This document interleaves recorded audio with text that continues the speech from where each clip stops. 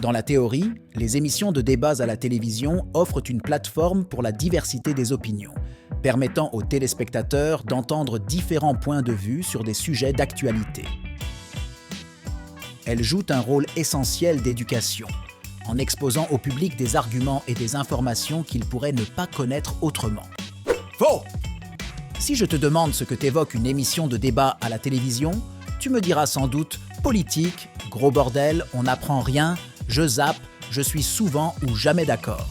Pourtant, je suis sûr que tu saurais me définir clairement ce que serait une vraie et bonne émission de débat.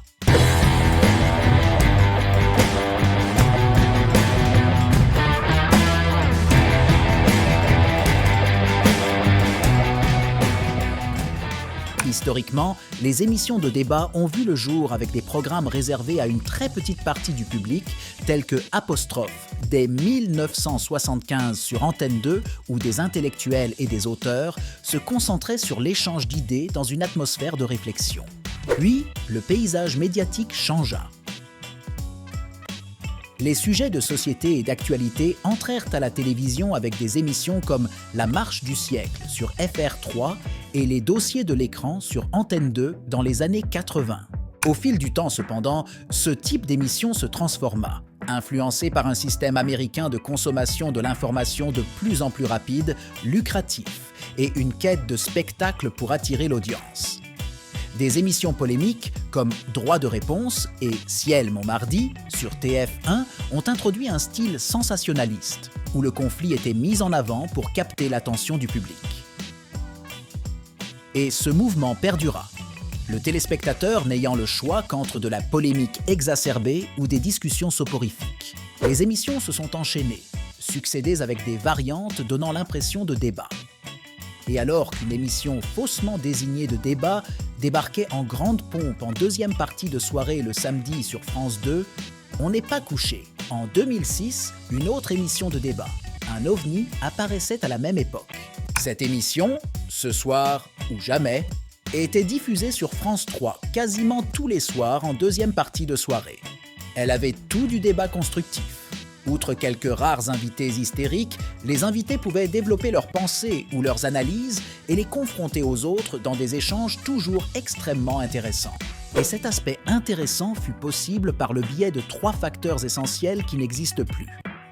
L'animateur Frédéric Tadei était sans parti pris affiché dans le sujet proposé.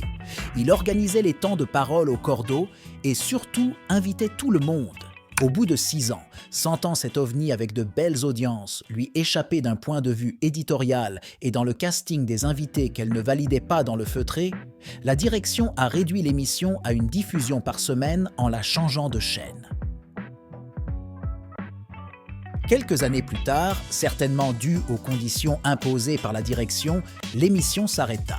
Pourtant, si on parle de débats à la télévision, nul doute qu'il n'existe aucun équivalent aujourd'hui à la télévision française. Et puis, la montée en puissance de chaînes d'information continue, comme BFM TV, CNews et des talk-shows, a introduit une nouvelle dynamique.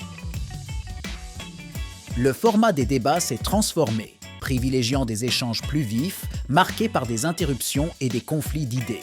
Les animateurs, obnubilés plus par l'audimat que l'apport réel aux téléspectateurs, incitent toujours les invités à exprimer des opinions tranchées dans un spectacle de polémique.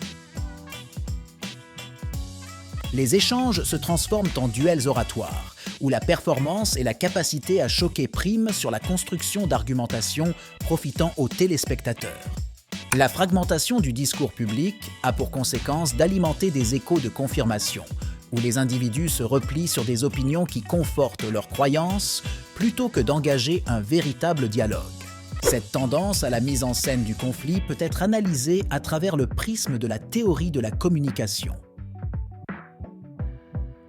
Le sociologue et théoricien des médias, Marshall McLuhan, affirmait que la nature d'un média compte plus que le sens ou le contenu du message, de la communication plus que du partage de connaissances, de la mise en scène plus que du débat d'idées. Cela se transpose facilement à toutes les émissions et toutes les chaînes de télévision d'aujourd'hui, sans exception. J'ajouterai ici ma propre théorie que j'appellerai la stratégie d'introclusion de la réalisation d'une émission de débat. Cette théorie pourrait révéler la valeur des intentions de la réalisation et des protagonistes à l'égard des téléspectateurs. Nous pourrions l'évaluer en mesurant le niveau de convergence ou non entre la question posée en introduction du débat et la précision de la réponse apportée en conclusion. Plus la conclusion est précise, plus la convergence des idées est forte, moins la valeur des intentions de la réalisation est élevée. Et réciproquement. Dans la pratique, à l'issue d'un débat, si l'avis du téléspectateur est polarisé, les intentions de l'émission sont mal intentionnées. Si au contraire, l'avis du téléspectateur se tient plus nuancé, emprunt au doute et l'incitant à approfondir le sujet, les intentions du débat sont bienveillantes, dans un objectif d'information, de construction d'argumentaire et surtout de remise en question. En somme, la mise en conflit des idées dans les émissions de débat à la télévision française aujourd'hui n'est qu'un spectacle desservant à dessein le questionnement et l'interprétation d'un sujet par le téléspectateur. Tout est fait pour privilégier le conflit au détriment de la réflexion approfondie et du dialogue constructif. Et cela passant surtout par la sélection d'invités qui n'ont rien à dire. En appliquant la modeste stratégie d'introclusion, vous pouvez faire votre propre analyse pour savoir si une émission de débat est bien intentionnée ou non. Mais quoi qu'il en soit, la pseudo-démocratie prônée sur tous les plateaux est bien loin dans les faits, n'est-ce pas? C'est ici qu'un jour, Contre TV jouera son rôle. Nous apporterons tout ce qu'il faut pour de vrais débats, sans museler des avis, sans le sensationnalisme et avec l'organisation des temps de parole. Pour que nous puissions y parvenir, suivez-nous sur notre chaîne et rejoignez-nous sur contretv.com. Sur ce, merci. Et à ciao!